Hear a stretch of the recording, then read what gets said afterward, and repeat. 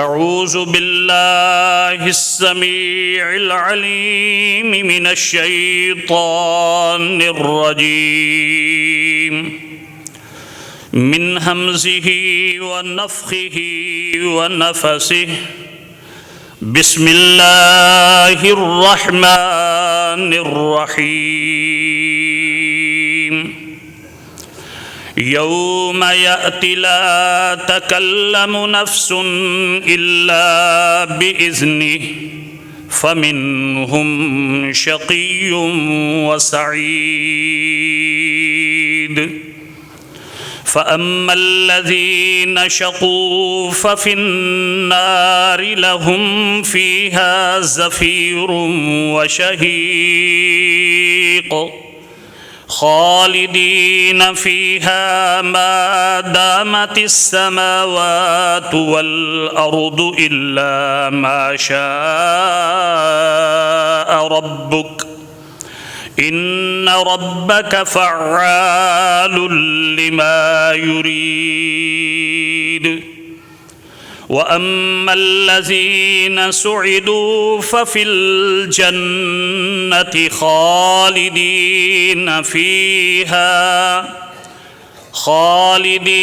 فيها ما دامت السماوات والأرض إلا ما شاء ربك عطاء غير مجذوذ۔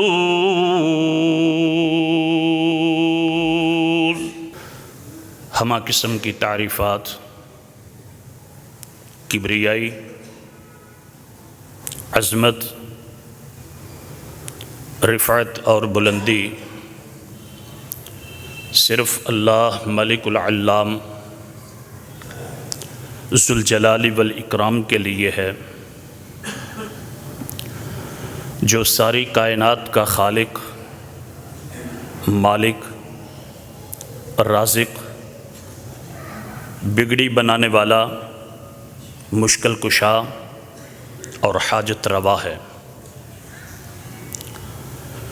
حضرات گرامی قدر، اللہ ذوالجلال والاکرام نے امت محمد الرسول اللہ صلی اللہ علیہ وسلم کو گناگو خوبیوں سے نوازا ہے۔ اس جیسی کوئی امت نہیں، جتنی خوبیاں اس امت کے اندر موجود ہیں کسی دوسری امت میں نہیں۔ اس کی کثرت جنت میں زیادہ سے زیادہ داخلہ، اللہ کی عبادت میں سب سے زیادہ بڑھ کر اللہ کا قرب حاصل کرنے میں اس امت کا کوئی ثانی نہیں۔ اس کے باوجود اس امت کے اندر بھی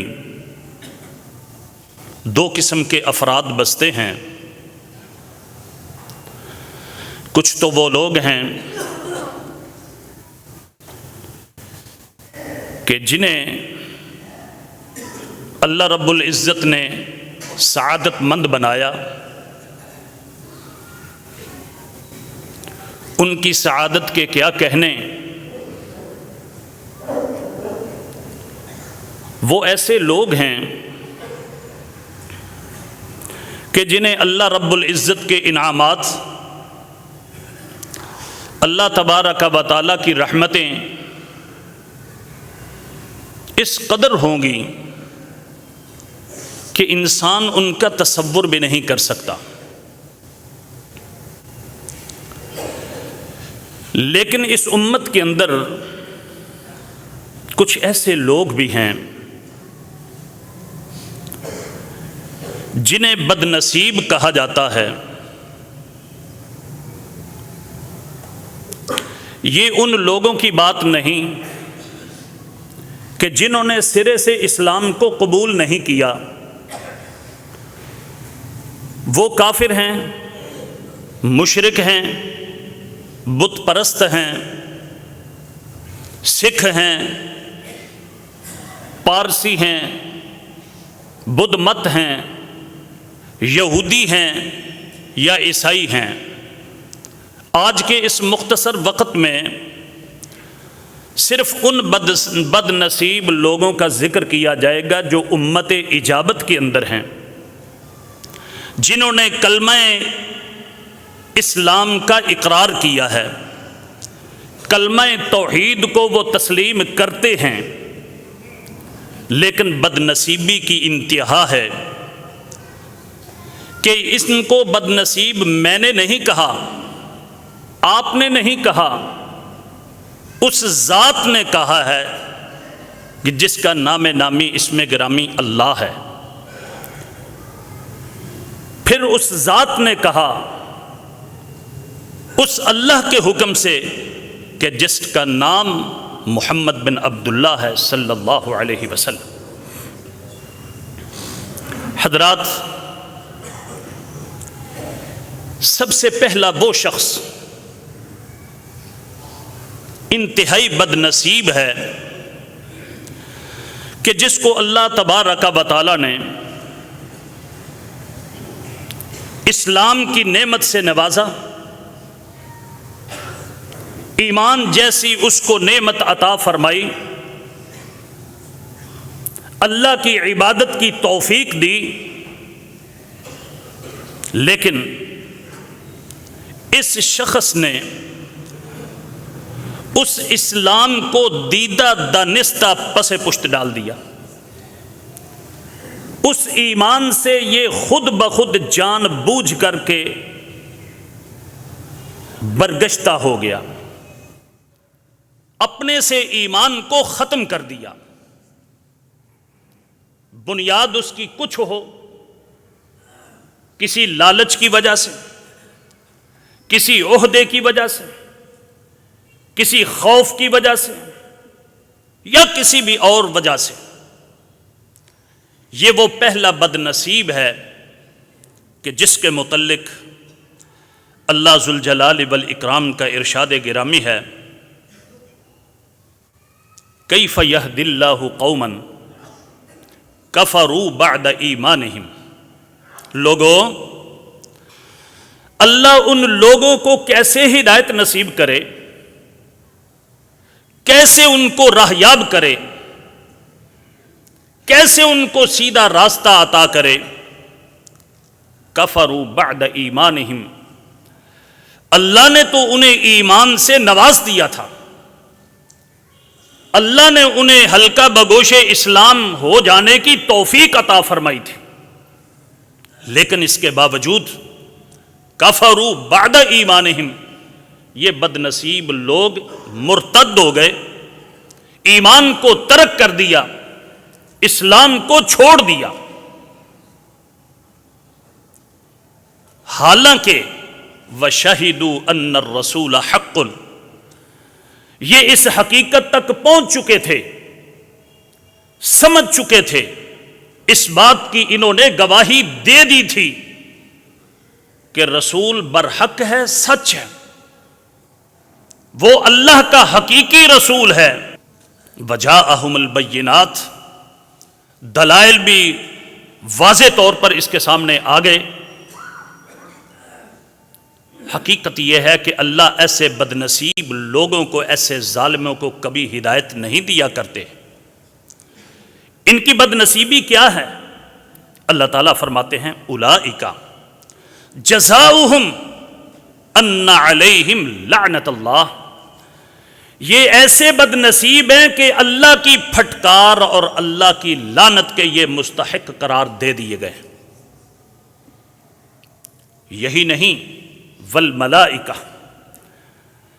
کائنات کی عظیم ترین فرما بردار مخلوق اللہ کے فرشتے بھی ان کے اوپر لعنت اور پھٹکار کرتے ہیں۔ والناس اجمعین، اور تمام کے تمام لوگ، دنیا جہاں کے جتنے لوگ ہیں وہ بھی ایسے بد نصیبوں کے اوپر لعنت کرتے ہیں۔ ان کی لعنت وقتی نہیں کہ کچھ دیر کے بعد ختم ہو جائے، فرمایا خالدین فیہا، یہ اس بد نصیبی کے اندر، اس لعنت کے اندر ہمیشہ ہمیشہ کے رہیں گے۔ لا یخفف عنہم العذاب، ان کے عذاب کو بھی ہلکا نہیں کیا جائے گا۔ وَلَا هُمْ يُنظَرُونَ، اور کسی لمحے پھر ان کو اس بات کا موقع نہیں دیا جائے گا، کچھ مہلت نہیں انہیں دی جائے گی کہ چلیں اپنا آپ پاک صاف کر لو، اب ٹھیک ہو جائیں۔ یہ وہ لوگ ہیں جنہوں نے ارتداد اختیار کیا۔ آج ہمارے اندر اللہ معاف کرے کیسے کیسے لوگ ہیں، تھوڑا سا معاملہ پریشانی والا بنتا ہے، کچھ ایسا معاملہ بنتا ہے، این جی اوز ان کو اس طرح پروموٹ کرتی ہیں، ان کے ایمان کو بھی ختم کر دیتی ہیں۔ پھر کوئی ایسا اسلام کے خلاف کوئی شخص تھوڑا سا بولے، باقاعدہ اس کو پروٹوکول دیا جاتا ہے اور مغرب پوری کی پورا اس کی پشت کے اوپر آ جاتا ہے۔ پھر اس کی حالت کیا ہوتی ہے، کسی کا نام لینے کی ضرورت نہیں، آپ سب اس بات کی حقیقت کو سمجھتے ہیں۔ کتنے ہمارے اندر اور وہ ایسے لوگ ہیں کہ جن کو مغرب اور دوسرے کفار ہیرو بنا کے پیش کرنے کی کوشش کرتے ہیں۔ دوسرا بد نصیب شخص کون ہوگا؟ وہ شخص کہ جس نے دین کے اندر کسی قسم کی بدعت ایجاد کی، یا اس شخص کو جس نے بدعت ایجاد کی یہ اس کا حامی اور ناصر اور اس کو پناہ دینے والا ہے۔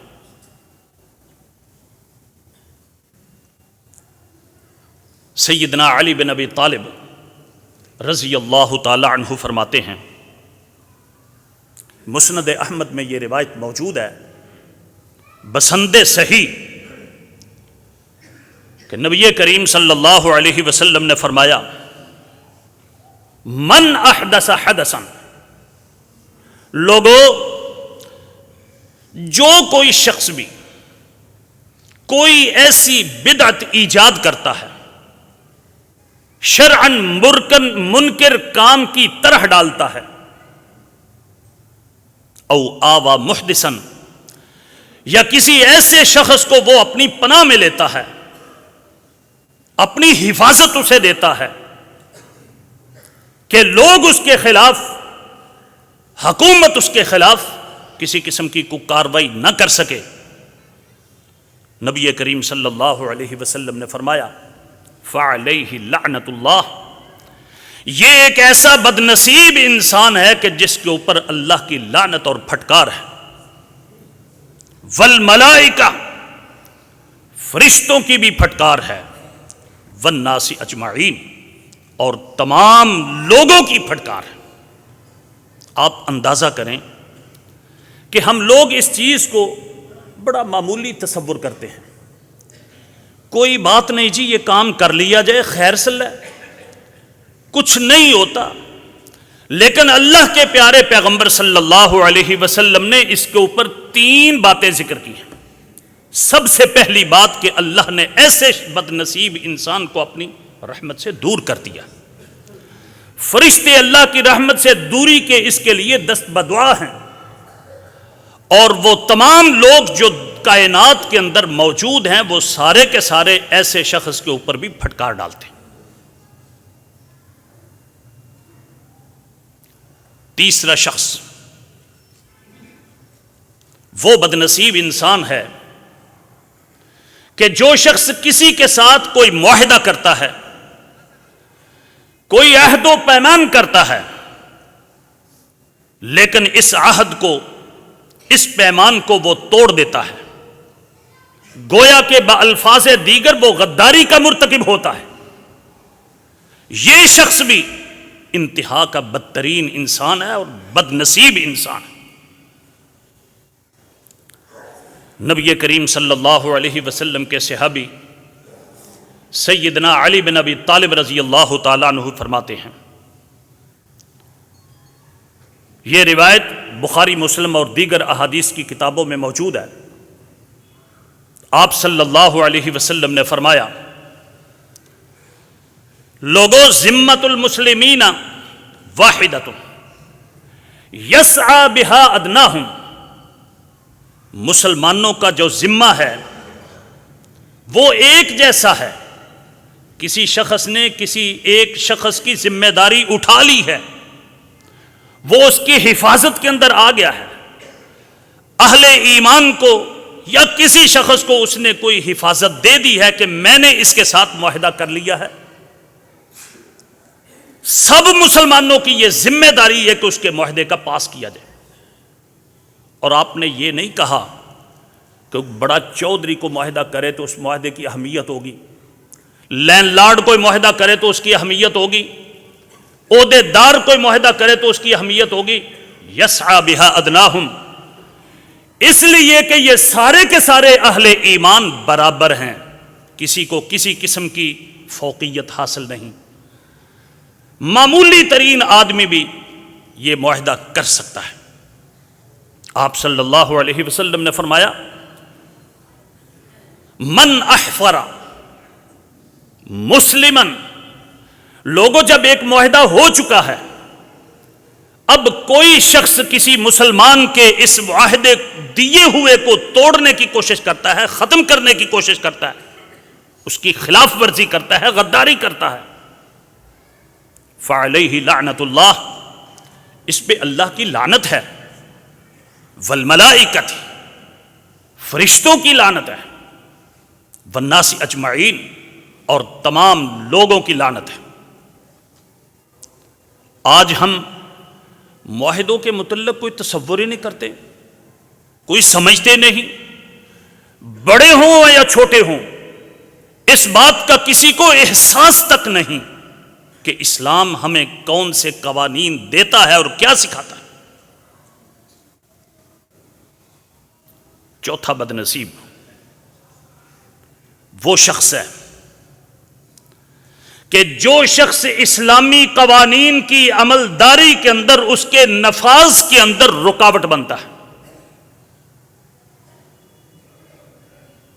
حدود کو نافذ کرنے کے اندر وہ رکاوٹیں کھڑی کرتا ہے، کسے باشد، وہ عام آدمی ہو، کوئی عہدے دار ہو، کوئی بڑے سے بڑا ہو، کوئی اہمیت والا شخص ہو، یہ شخص بھی انتہا کا بد نصیب انسان ہے۔ سیدنا عبداللہ بن عباس رضی اللہ تعالی عنہ اس بات کے راوی ہیں، نبی کریم صلی اللہ علیہ وسلم تشریف فرما تھے، آپ کچھ دیت کے، کچھ قصاص کے مسائل بیان فرما رہے تھے۔ فلاں شخص، اس سے اگر کوئی یہ معاملہ بن جاتا ہے تو اس کی یہ دیت ہے، ہاتھ کٹ جائے تو یہ دیت ہے، انگلی کٹ جائے تو یہ دیت ہے، اگر کسی سے کوئی قتل ہو جائے تو قتل غلطی سے ہوا ہے تو اس کی یہ دیت ہے۔ اللہ کے پیارے پیغمبر صلی اللہ علیہ وسلم نے فرمایا من قتل مسلمن عمدا، لوگوں اگر کوئی شخص کسی مسلمان کو جان بوجھ کر کے قتل کر دیتا ہے، اب اس کی سزا کیا ہے؟ اس کے بدلے کے اندر اس شخص جس نے قتل کیا ہے اس قاتل کو بطور قصاص کے قتل کیا جائے گا، اور آپ نے یہ فرمایا کہ اس کا ہاتھ اس کے ہاتھ میں دے دیا جائے گا۔ اب یہ مقتول کے جو وارث ہیں بس ان کا اختیار ہے، جو مرضی کریں، چاہے تو قتل کریں، چاہے تو اس کی دیت وصول کر لیں، چاہے تو وہ معاف کر دیں، اب یہ ان کے حوالے کے۔ اب قتل کا آرڈر جاری ہو چکا، اس کے وارثین جو وہ تسلیم نہیں کرتے، آپ صلی اللہ علیہ وسلم نے فرمایا فمن حال بینہ و بینہ، اب یہ شخص اس قتل یا کسی قسم کی اور حد کے درمیان حائل ہوتا ہے، اس کو وہ جاری نہیں کرنے دیتا، اس کے لیے مختلف قسم کی رکاوٹیں ڈالتا ہے، عذر اور بہانے پیش کرتا ہے، بزور قوت اس کو روکنے کی کوشش کرتا ہے، ایسی قانون سازی کرتا ہے کہ جس کے ذریعے وہ اس قسم کی رکاوٹ ڈالی جائے۔ اللہ کے پیارے پیغمبر صلی اللہ علیہ وسلم فرماتے ہیں فعلیہ لعنت اللہ، والملائکۃ والناس اجمعین۔ آج ہمارا المیہ کیا ہے؟ کتنے لوگ ہیں جو اللہ کے قانون کے نفاذ کے اندر جو ہے وہ رکاوٹ بنے ہوئے ہیں۔ خواہش ہماری امن کی ہے، لیکن یہ خواہش کی حد تک ہے۔ کیوں؟ اس لیے کہ نفاذ کے ذریعے نبی کریم صلی اللہ علیہ وسلم کا ایک فرمان ہے کہ اگر کسی جگہ پہ حدود اللہ نافذ ہوتی ہیں تو یہ خیر والا علاقہ ہے، ڈھیروں خیر والا علاقہ ہے۔ میں عرض یہ کر رہا تھا کہ اگر کوئی شخص اس قسم کی رکاوٹ ڈالتا ہے، کسی کا نام لینے کی ضرورت نہیں، آپ سب کو معلوم ہے کون لوگ ہیں حدود اللہ کی اس علمداری کے اندر رکاوٹ، لیکن اس کے باوجود کوئی کسی کو پسند ہے، کوئی کسی کو پسند ہے، کوئی کسی کو پسند ہے۔ پانچواں بد نصیب کون ہے؟ وہ شخص کہ جو شخص حرمین کی حرمت کو پامال کرتا ہے، مکہ اور مدینہ کی حرمت کا پاس نہیں کرتا۔ نبی کریم صلی اللہ علیہ وسلم کے صحابی سیدنا انس بن مالک رضی اللہ تعالیٰ عنہ فرماتے ہیں، آپ صلی اللہ علیہ وسلم نے فرمایا، لوگو المدینہ حرم، مدینہ طیبہ انتہائی قابل احترام ہے، یہ حرم ہے۔ کہاں سے لے کر کہاں تک؟ من قضا الی قضا۔ دوسری حدیث میں یہ بات موجود ہے، مدینے کی ایک جانب پہاڑ ہے، اس کا نام ہے عیر، عیر کے پہاڑ سے لے کر دوسری جانب ایک پہاڑ ہے، اس کا نام ہے سور۔ عیر سے لے کر سور تک جتنی درمیان کے اندر جگہ ہے وہ ساری کی ساری حرم ہے۔ ایک دفعہ نبی کریم صلی اللہ علیہ وسلم نے فرمایا، اللہ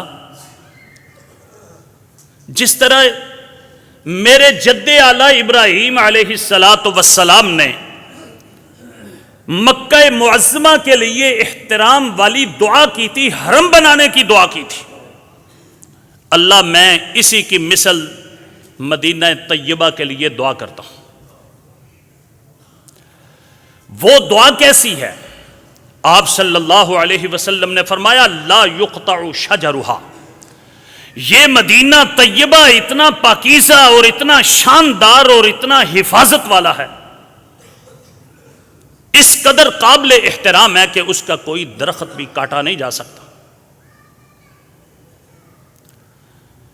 سیدنا انس بن مالک رضی اللہ تعالیٰ عنہ فرماتے ہیں، آپ صلی اللہ علیہ وسلم نے فرمایا کہ لا یقطع شجرہا، اس کا درخت نہیں کاٹا جائے گا، اور آپ نے فرمایا ولا یحدث فیہا حدث، اس میں کوئی ایسا کام جو بدعت کے زمرے کے اندر آتا ہے یا شریعت کی مخالفت کے اندر آتا ہے وہ کوئی شخص نہ کرے۔ من احدث حدثا، اس مدینہ کی سرزمین پر اگر کسی شخص نے کوئی ایسا فعل کیا تو فعلیہ لعنت اللہ، ایسے بد نصیب لوگوں کے اوپر بھی اللہ کی لعنت ہوگی، فرشتوں کی لعنت ہوگی، تمام لوگوں کی لعنت ہوگی۔ جب مدینہ کی یہ کیفیت ہے تو وہ شہر جس کو اللہ تبارک و تعالیٰ نے خود حرم قرار دیا ہے، مکہ معظمہ کی کیا عظمت ہوگی اور کیا کیفیت ہوگی۔ اس لیے وہ بڑا ہی بد نصیب انسان ہے کہ جو ان دونوں شہروں میں سے کسی ایک شہر کے اندر اس کی حرمت کو پامال کرنے کی کوشش کرتا ہے، اس کی حرمت کا احترام نہیں کرتا۔ چھٹا، وہ شخص دیدہ دانستہ جو اپنے باپ کو چھوڑ کر اپنے باپ کے علاوہ کسی اور کی طرف اپنی نسبت کرتا ہے کہ میں فلاں کا بیٹا ہوں، یہ بھی انتہا کی بد نصیبی ہے۔ سیدنا علی بن ابی طالب رضی اللہ تعالیٰ عنہ فرماتے ہیں رسول اللہ صلی اللہ علیہ وسلم نے فرمایا من ادعا الی غیر ابیہ، او لوگو کوئی شخص کہ جو اپنی نسبت اپنے سکے پیدا ہونے والے باپ کے علاوہ کسی اور کی طرف کرتا ہے، یا کوئی ایسا غلام جسے اس مالک نے تو آزاد کیا تھا لیکن آزادی کی نسبت وہ اصل اپنے آقا کی بجائے کسی اور کی طرف کرنے کی کوشش کرتا ہے، یہ دونوں اتنے بد نصیب ہیں کہ نبی کریم صلی اللہ علیہ وسلم نے فرمایا فعلیہ لعنت اللہ، ان دونوں کے اوپر اللہ کی لعنت ہے، والملائکۃ، فرشتوں کی لعنت ہے، والناس اجمعین، اور تمام لوگوں کی لعنت ہے۔ لا يقبل منہ صرف ولا عدل، یہ اتنے بد نصیب ہیں، دوسروں کے متعلق بھی یہی بات ہے جو پہلے ذکر کیے گئے ہیں، اتنے بد نصیب ہیں کہ ان سے کسی قسم کی کوئی نفلی عبادت بھی قبول نہیں کی جائے گی اور نہ کسی قسم کی کوئی فرضی عبادت قبول کی جائے گی۔ ساتواں شخص، وہ کون شخص ہے؟ وہ لوگ ہیں جو کسی نہ کسی عوامی عہدے کے اوپر ہیں، خواہ وہ حکمران ہیں، پارلیمنٹ کے ممبر ہیں، بی ڈی ممبر ہیں، گاؤں کے چودھری ہیں، جن کو کچھ نہ کچھ اختیار ہے، وہ عدلیہ کے ساتھ تعلق رکھتے ہوں، وہ وکلاء کی جماعت کے ساتھ تعلق رکھتے ہوں، یا ایسے لوگ ہوں جن کو اہل حل و عقد کیا جاتا ہے، جن کے ہاتھ کے اندر کچھ نہ کچھ اختیار ہے۔ نبی کریم صلی اللہ علیہ وسلم کے صحابی سیدنا ابو برزہ رضی اللہ تعالیٰ عنہ فرماتے ہیں، یہ حدیث مسند احمد، صحیح ابن حبان، ابو یعلا موصلی اور دیگر احادیث کی کتابوں کے اندر بسند صحیح موجود ہے۔ نبی کریم صلی اللہ علیہ وسلم ایک دفعہ تشریف فرما تھے، آپ صلی اللہ علیہ وسلم نے فرمایا لوگو الامراء من قریش، یاد رکھاں کہ امیر حکمران قریش میں سے ہوں گے۔ پھر آپ نے دوبارہ فرمایا الامراء من قریش، امیر حکمران قریشی ہوں گے، امیر حکمران قریشی ہوں گے۔ اور یہ بات تم ذہن کے اندر رکھنا، لکم علیہم حق، حکمران جو بھی ہو تمہارے ان کے ذمے کچھ حقوق ہوں گے، جو تمہارے حقوق ہیں ان حکمرانوں کی ذمہ داری ہے کہ وہ تمہارے حقوق کی پاسداری کریں، تمہارے حقوق ادا کریں۔ مزید آپ نے فرمایا وَلَهُمْ عَلَيْكُمْ حَقٌ، ان حکمرانوں کے بھی تمہارے ذمے حق ہیں، اور تم عوام کی یہ ذمہ داری ہے کہ اپنے حکمرانوں کے وہ حقوق تم نے پوری طرح ادا کرنے ہیں، اس کے اندر کمی کوتاہی نہیں کرنی۔ آپ صلی اللہ علیہ وسلم نے فرمایا یہ کب تک تم نے حقوق ان کے پورے کرنے ہیں؟ ما فعلوا ثلاثا، جب تک وہ 3 کام سر انجام دیتے رہیں، 3 چیزیں، 3 خوبیاں ان کے اندر موجود ہوں، 3 باتوں کے اوپر وہ عمل کرتے رہیں۔ سیدنا ابو ہریرہ رضی اللہ تعالیٰ عنہ کی ایک حدیث کے اندر ایک چوتھی بات کا بھی ذکر ہے۔ پہلی بات، نبی کریم صلی اللہ علیہ وسلم نے فرمایا ما حکموا فعدلوا، لوگوں تم نے اپنے حکمرانوں کی قطعاً نافرمانی نہیں کرنی، ان کی بات کو ماننا ہے، سننا ہے، ان کی اطاعت کرنی ہے۔ ما حکموا فعدلوا، جب تک وہ حکومت کریں، فیصلہ کریں اور فیصلہ انصاف پر مبنی ہو، عدل و انصاف سے کام لیں۔ آج ذرا ہم جائزہ لیں، کیا ہمارے ہاں عدل کا دور دورہ ہے؟ کیا ہم انصاف کرتے ہیں؟ ہماری عدالتوں کے اندر کیا صورتحال ہے؟ ہر کس و ناکس اس بات کو جانتا ہے کہ چھوٹے لیول پہ تھوڑے پیسے دے دو اور بڑے لیول پہ زیادہ دے دو، جو مرضی جس طرح چاہے فیصلہ کروا لو، کسی قسم کی کوئی رکاوٹ نہیں۔ پھر بڑے لوگوں، حکمرانوں اور ان کے مشیران کی تو کیا ہی بات ہے۔ دوسری بات فرمایا اذا تؤمنوا فأدوا، لوگوں جب انہیں امانت دار سمجھ لیا گیا ہے، امین بنا دیا جائے، فأدوا تو یہ امانت کا حق ادا کریں۔ تو تمہاری یہ پوری ذمہ داری ہے اللہ کی طرف سے، اللہ کے رسول کی طرف سے، کہ تم نے ان کے خلاف کوئی کارروائی نہیں کرنی، کوئی کسی قسم کا کوئی ان کے خلاف نہیں کرنا۔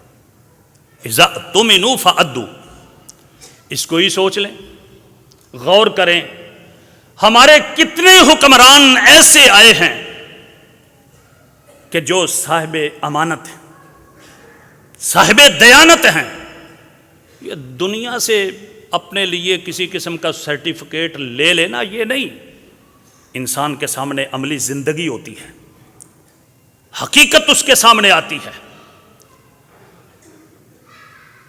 کوئی ایسا حکمران کیا وہ امین ہے؟ کسی کے اندر امانت موجود ہے؟ بلکہ یہی صورتحال ہے، میں عوام کو کیسے جو ہے نا وہ نچوڑ سکتا ہوں، کس طرح ان کے اوپر جو ہے نا وہ سختی کر کے ان کے مال کو اینٹ سکتا ہوں۔ تیسری چیز اذا استرحموا فرحموا، حکمرانوں کی بہترین حکمرانوں کا یہ وصف ہے کہ جب ان سے مہربانی اور شفقت کے سلوک کا مطالبہ کیا جائے، ان سے رحم طلب کیا جائے، تو وہ نمرود اور شداد نہیں بن جاتے، وہ ظالم نہیں بن جاتے، اپنی رعایا کے لیے انتہائی مہربان ہوتے ہیں، ان کے اوپر شفقت کرتے ہیں، ان کے اوپر مہربانیاں کرتے ہیں۔ آج یہ بھی سوچ لیں، جو حکمران بھی آتا ہے نئے سے نئی شدت اختیار کرتا ہے، نئے سے نئے انداز کے اندر لوگوں کے اوپر ظلم کرنے کی کوشش کرتا ہے۔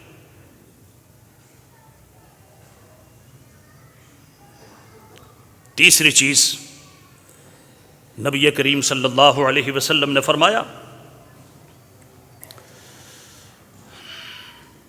وعاہدوا فوفوا، کہ یہ لوگ حکمران جب کسی قسم کا کوئی تمہارے ساتھ وعدہ کریں تو اس وعدے کو وفا کریں۔ ہر حکمران اپنے اپنے انداز کے اندر، الیکشن کے اندر کتنے وعدے ہوتے ہیں، آپ کے گھروں تک بھی پہنچتے ہیں، ہمارے گھروں تک بھی آتے ہیں، سبز باغ بھی دکھاتے ہیں، لیکن جو ہی اللہ انہیں اقتدار دیتا ہے تو وہ سارے کے سارے وعدے ہوا ہو جاتے ہیں۔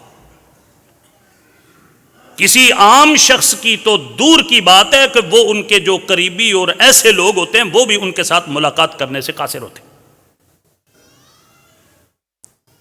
جب یہ معاہدہ کریں، حالانکہ اللہ رب العزت نے حکمرانوں کی ذمہ داریاں متعین فرما دی ہیں قرآن و سنت کے اندر، الذین ان مکناہم فی الارض، لوگوں وہ حکمران حقیقی معنوں کے اندر حکمران ہیں، ان مکناہم فی الارض، اگر ہم ان کو دنیا کے اندر، زمین کے اندر اقتدار دے دیں، اقاموا الصلاۃ، نمازوں کی پابندی خود بھی کریں اور دوسروں سے بھی کروائیں،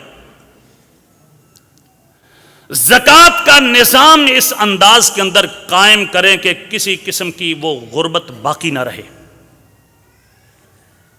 امروا بالمعروف، بنیادی ذمہ داری ان کی یہ ہے کہ وہ نیکی کا حکم دیں، ونہوا عن المنکر، اور برائی، بے حیائی، غلط چیزوں سے پوری کی پوری عوام کے لیے ایک بہترین رہبر بنے۔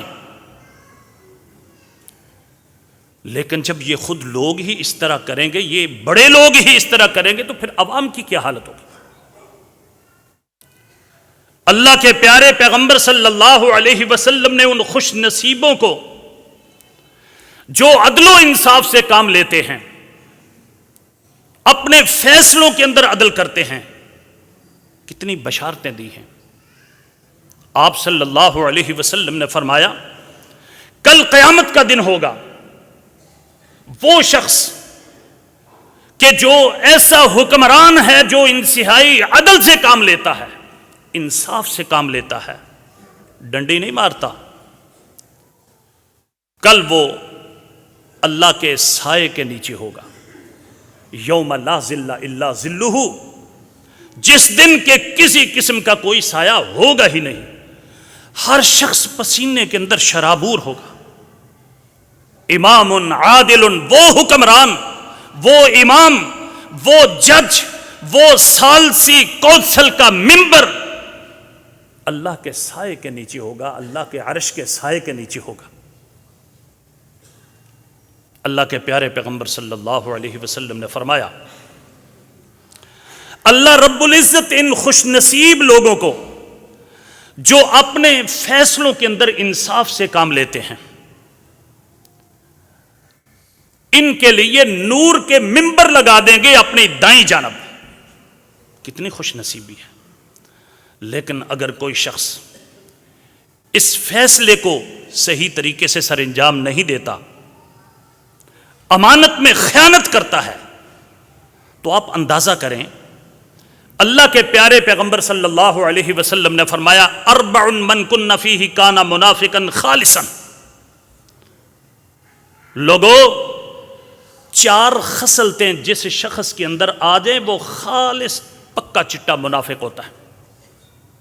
بات بات کے اوپر جھوٹ بولے، جب کسی سے کوئی معاملہ بن جائے، تو تکار ہو جائے تو منہ سے حفوات بکے، گالیاں بکے. جب کوئی عہد و پیمان کر لے تو اس عہد و پیمان کو توڑنے کی کوشش کرے، توڑتے. اذا اؤتمن خان، اور جب اس کے پاس کسی قسم کی کوئی امانت رکھی جائے تو اس امانت کو جو حق ہے اس طرح ادا نہیں کرتا، بلکہ اس کے اندر یہ خیانت کا مرتکب ہوتا ہے. نہ عدل سے کام لیتے ہیں، نہ یہ امین سمجھے جاتے ہیں. اور رحم کی بات آ جائے، نبی کریم صلی اللہ علیہ وسلم کا ارشاد گرامی ہے ارحموا من فی الارض یرحمکم من فی السماء. لوگو تم اہل زمین پر رحم کرو، ان کے لیے آسانیاں پیدا کرو، ان کو سہولتیں دو، تاکہ یہ تمہارے لیے دعاؤں کا باعث بنے اور تمہاری آخرت بہتر ہو جائے، تمہارے لیے سہولتیں ہو جائیں. جتنے کے جتنی نعمتیں ہیں وہ ساری کی ساری اللہ کی عطا کرتا ہے. آپ کی کسی قسم کی اس کے اندر کوئی محنت نہیں. یہ تو صرف آپ نے ایک انصاف کے مطابق تقسیم کرنا ہے. اللہ نے آپ کو عدل و انصاف والا قاسم بنایا ہے. آپ پیدا کرنے والے نہیں ہیں، اس کو وجود میں لانے والے نہیں ہیں. آپ کی ذمہ داری صرف یہ ہے کہ جو اللہ نے تمہیں نعمتیں دی ہیں وہ عدل و انصاف کے ساتھ لوگوں کے درمیان تقسیم کرو، لوگوں کے اوپر رحم کرو، شفقت اور مہربانی کرو، محبت اور تودد والا کام کرو. لیکن عجیب قسم کی بات ہے، اغیاروں کے ساتھ محبت ہے اور اپنوں کے ساتھ نفرت ہے، اپنوں کے خلاف شدت ہے. پھر وعدے کی خلاف ورزی کی جو صورتحال ہے وہ سب کے سامنے ہے. کوئی کہتا ہے جی وعدے کو پورا کرنا قرآن حدیث ہے، کوئی کہتے ہیں جی وہ بولی بسری باتیں ہیں، کوئی کہتا ہے جی میں نے کیا ہی نہیں، کوئی کرنے کے بعد مکر جاتا ہے. تو میرے بھائیو، یہ چیزیں ہمارے لیے بڑی خطرناک ہیں. 8ویں چیز، نبی کریم صلی اللہ علیہ وسلم کے فرمان کے مطابق وہ شخص بھی انتہائی بد نصیب انسان ہے. کون شخص؟ کہ جو کسی اپنے بھائی کی طرف اسلحہ تانتا ہے، اسلحے کی نوک اس کی طرف کرتا ہے، اسلحے کے ذریعے اشارہ کرتا ہے. آج کتنے لوگ ہیں اشارے کے بجائے وہ تو قتل و غارت کے اوپر تلے ہوئے ہیں، باقاعدہ گینگز تیار کیے گئے ہیں. نبی کریم صلی اللہ علیہ وسلم کا ارشاد گرامی ہے، سیدنا ابو ہریرہ رضی اللہ تعالیٰ عنہ اس بات کے راوی ہیں، آپ نے فرمایا من اشارہ الی اخیہ بحدیدۃ، لوگوں جو کوئی شخص بھی اپنے کسی مسلمان بھائی کی طرف کسی لوہے والی چیز جو قتل زخمی کرنے کے لیے استعمال کی جاتی ہے، کوئی چھری ہو، کوئی چاقو ہو، کوئی برچھی ہو، کوئی خنجر ہو، کوئی ریوالور ہو، کوئی پستول ہو، کوئی گن ہو، جو اشارہ کرتا ہے، یہ ارادہ قتل نہیں، خالی اشارہ کرنا، تو نبی کریم صلی اللہ علیہ وسلم نے فرمایا فَإِنَّ الْمَلَائِكَةَ تَلْعَنُ، یہ اتنا بد نصیب ہے کہ اللہ کے فرشتے اس کے اوپر پھٹکار ڈالتے ہیں، اس کے اوپر لعنت کرتے ہیں۔ کب تک لعنت کرتے ہیں؟ حتیٰ یدعہا، حتیٰ کہ یہ اپنی اس حرکت سے باز آ جائے، یہ اسلحے کو نیچے کر دے، اس کی طرف سے اشارہ بند کر دے، حتیٰ یرجع، یا اپنی اس حرکت سے واپس آ جائے۔ آپ صلی اللہ علیہ وسلم نے فرمایا وَإِنْ خَانَ أَخَاهُ لِأَبِيهِ وَأُمِّهِ، یہ خاص سگا بھائی کیوں نہ ہو، سگے بھائی کی اہمیت زیادہ ہوتی ہے۔ مطلب یہ ہے کہ اگر کوئی شخص اپنے کسی عزیز کے خلاف، کسی بھائی سکے کے خلاف بھی یہ کرے گا، تو اس کا مطلب یہ نہیں ہوگا خیر ہے، سکا بھائی ہے تو اس کے اوپر کوئی کسی قسم کی بد نصیبی نہیں، اس کے لیے بھی وہی کیفیت ہے کہ اللہ کے فرشتے بد دعا کرتے ہیں، اللہ کے فرشتے اس کے اوپر لعنت اور پھٹکار کرتے ہیں۔ آپ اندازہ کریں ہمارے ہاں قتل کی کیفیت کیا ہے، انسانوں کا قتل کس قدر ارزاں ہو چکا ہے، یہ امن کا گہوارہ کسی صورت بن ہی نہیں پاتا۔ کتنے قتل کی عمد، قتل عمد کی کتنی ریشو ہے۔ خطا تو ایک الگ بات ہے، تھوڑی سی بات ہوتی ہے اسلحہ تان لیتے ہیں، تھوڑی سی بات ہوتی ہے کوئی نہ کوئی ایسا کاروائی جو ہے نا وہ کر دیتے ہیں۔ آخر اس کی وجہ کیا ہے؟ وجہ یہی ہے کہ ہم نے اپنے اندر جو ہم اسلام تھا اصل میں وہ اپنے اندر ہم نے پیدا نہیں کیا، اپنے اندر بنایا نہیں، جو ایمان کی غرض تھی وہ ہمارے اندر آئی نہیں، بس نام کیوں، کس لیے ہم لوگ مسلمانوں کے گھر پیدا ہو گئے، اسلام سے ہمیں دور کر دیا گیا، بس اسلام ہمیں نام صرف جو ہے نا وہ رہ گیا۔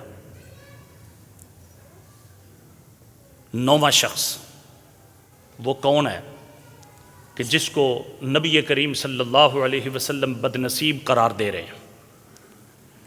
آپ صلی اللہ علیہ وسلم نے فرمایا، سیدنا ابو ہریرہ رضی اللہ تعالیٰ عنہ کی روایت کے مطابق، وہ عورت ہے کہ وہ اپنے خامد سے ناراض ہو جاتی ہے اور ساری رات ناراضگی کی حالت کے اندر گزار دیتی ہے۔ سیدنا ابو ہریرہ رضی اللہ تعالیٰ عنہ فرماتے ہیں کہ نبی صلی اللہ علیہ وسلم نے فرمایا اذا باتت المرأة حاجرة فراش زوجها، لوگوں جب کوئی عورت اپنے خامد کے بستر کو چھوڑ کر کے ناراضگی کی حالت کے اندر علیحدہ ہو جاتی ہے، اس کے بستر پر نہیں رہتی، اس کے پاس نہیں رہتی، نبی کریم صلی اللہ علیہ وسلم نے فرمایا لعنتہ الملائکہ، یہ ایسی بد نصیب عورت ہے کہ اللہ کے فرشتے اس کے اوپر بھی لعنت کرتے ہیں۔ کب تک لعنت کرتے ہیں؟ اتنی دیر تک حتیٰ تصبح، یعنی ساری رات یہ اللہ کے غضب کے اندر، اللہ کے فرشتوں کی لعنت کے اندر رہتی ہے، اور صبح تک ایک روایت کے اندر موجود ہے حتیٰ ترجع، جب تک کہ وہ اپنے خامد کے ساتھ رجوع نہیں کر لیتی، اس کے ساتھ خوش نہیں ہو جاتی، ناراضگی ختم نہیں کر دیتی۔ میرے بھائیوں، یہ ساری چیزیں ہمیں کیا بتاتی ہیں؟ ایک بات کہ دیکھیں یہ ان جرائم کو ہم معمولی سمجھتے ہیں، حالانکہ یہ جرائم بہت ہی سخت جرائم ہیں۔ اللہ رب العزت نے قرآن مجید کے اندر ایسے لوگوں کے متعلق یہ واضح طور پر اعلان کر دیا کہ وہ دن آنے والا ہے کہ لا تکلم نفس الا باذنہ، کہ جس دن کوئی شخص اللہ کے حضور کسی قسم کی کوئی گفتگو نہیں کر پائے گا، کوئی بات نہیں کر پائے گا جب تک کہ اللہ کا حکم نہ ہوگا۔ فَمِنْهُمْ شَقِيٌّ وَسَعِيدٌ، یہی دنیا والے جو لوگ ہیں ان کی اس وقت کل قیامت والے دن بھی دو کیٹیگریز ہوں گی، دو قسم کے یہ لوگ ہوں گے۔ کچھ تو ایسے لوگ ہوں گے شقی جو بڑے ہی بد نصیب ہیں، اور بد نصیبی کن چیزوں کے اندر ہے وہ چند ایک آپ نے ملاحظہ کر لیے ہیں۔ وسعید، اور کچھ ایسے لوگ ہیں جو بڑے ہی خوش بخت ہیں، نیک بخت ہیں، ان کے اندر اس قسم کی یہ چیزیں موجود نہیں۔ اللہ رب العزت نے فرمایا فَأَمَّا الَّذِينَ شَقُوا، رہے وہ لوگ کہ جو بد نصیب ہیں، فَفِي النَّارِ، ان کا ٹھکانہ جہنم کے اندر ہے، اور اس جہنم کے اندر کوئی آرام دہ چیز نہیں ہے۔ لَهُمْ فِيهَا زَفِيرٌ وَشَهِيقٌ، وہ چیخیں بھی مار رہے ہوں گے، روئیں گے بھی اور پیٹیں گے بھی، تیز آواز کے ساتھ بھی روئیں گے اور آہستہ آواز کے ساتھ بھی وہ روئیں گے۔ کسی ایک لمحے انہیں چین نصیب نہیں ہوگا۔ یہ وقتی طور پہ نہیں ہے کہ شاید کسی وقت وہ جہنم سے باہر آ جائیں۔ اللہ تعالیٰ فرماتے ہیں خالدین فیہا، یہ اس کے اندر ہمیشہ ہمیشہ رہیں گے۔ کب تک ہمیشہ ہمیشہ رہیں گے؟ ما دامت السماوات والارض، جب تک یہ کائنات موجود ہے، زمین و آسمان موجود ہے۔ زمین و آسمان موجود ہونے کا مطلب یہ ہے کہ ہمیشہ ہمیشہ، عرب والے لوگ اس جملے کو ہمیشگی کے لیے استعمال کرتے ہیں کہ ہمیشہ ہمیشہ وہ جہنم کے اندر رہیں گے، کسی لمحے ان کو باہر نہیں نکالا جائے گا، اس سے چھٹکارا ان کو نہیں ملے گا۔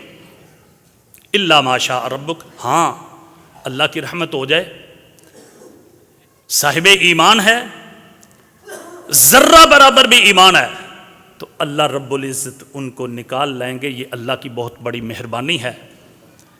اللہ تعالیٰ فرماتے ہیں، نبی صلی اللہ علیہ وسلم نے فرمایا اخرجو، اللہ تعالیٰ فرمائیں گے اخرجو من کان فی قلبہ مثقال حبۃ من خردل، او لوگو جس شخص کے دل کے اندر ایک گندم کے دانے کے برابر بھی ایمان ہے، اللہ تعالیٰ حکم دیں گے اس کو بھی جہنم سے نکال لو۔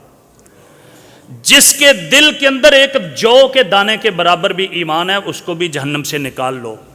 فرمایا جس کے دل کے اندر ذراتن، چھوٹی سی سب سے، جس کیڑی کو کہا جاتا ہے چیونٹی، اس کے جتنی بھی کوئی ایمان ہے تو اس کو بھی جہنم سے، حتیٰ کہ صحیح مسلم کے روایت ہے ادنا ادنا ادنا ذراتن، وہ ذرہ کیا ہے کہ جب آپ روزن دان سے یا کسی سوراخ سے دیکھتے ہیں تو دھوپ کے اندر کچھ ذرے اڑ رہے ہوتے ہیں، جس کا نہ کوئی وزن کیا جا سکتا ہے، نہ کچھ دیکھا جا سکتا ہے۔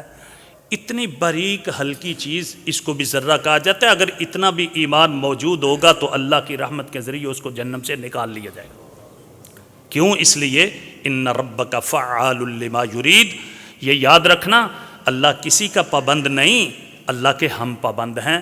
اللہ جس طرح چاہتا ہے، جو چاہتا ہے، اللہ تبارک و تعالیٰ کرتے ہیں، کوئی اس کو پوچھنے والا نہیں۔ اللہ مجھے اور آپ کو ایسے کاموں سے محفوظ رکھے جو انسان کی بد نصیبی کا باعث بنتے ہیں، اور ایسے کاموں کی توفیق عطا فرمائے جو انسان کو سعادت مند بناتے ہیں۔ وما علیہ الا